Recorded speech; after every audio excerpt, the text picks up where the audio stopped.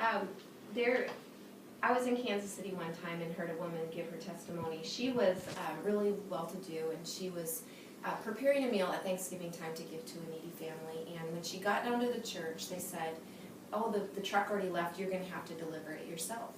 And so she took her meal and she got in her car and she started driving to a part of town that she'd never been to before.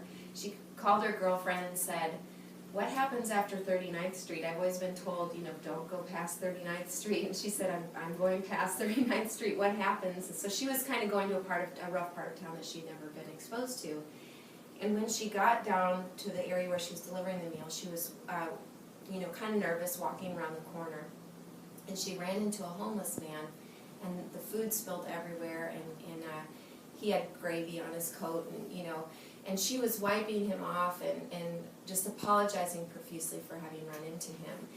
And he just was standing there looking at her, and he said, "Are you talking to me?" And she said, "Yes, I'm so sorry, I just wasn't watching where I was going." And he said, "Can you see me?"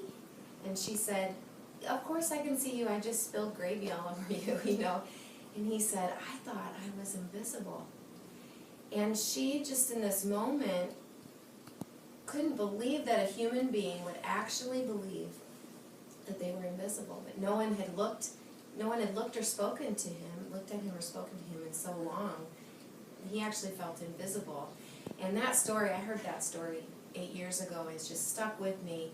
How many people feel invisible? They feel obsolete, they feel pushed aside, and yet, to me this is like, I want to be going through my day, I just don't want to be buried here, I want to be looking at people and saying, "How are you doing?"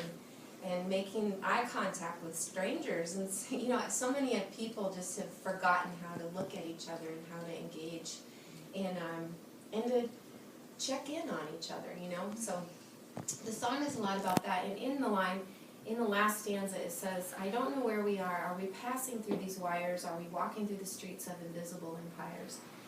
And to me that quickly became the title of the record, because the record is about man's work versus God's work, and our sort of frenetic life versus this patient, quiet, slow, long obedience, of God's work, eternal work. And I see this invisible empires, the title, meaning two things. There's this sort of frenetic work of ours to build sort of these literally invisible empires, whether it's in online or just our earthly kingdom, but then at the same time, God is building a real invisible empire in the spiritual realm.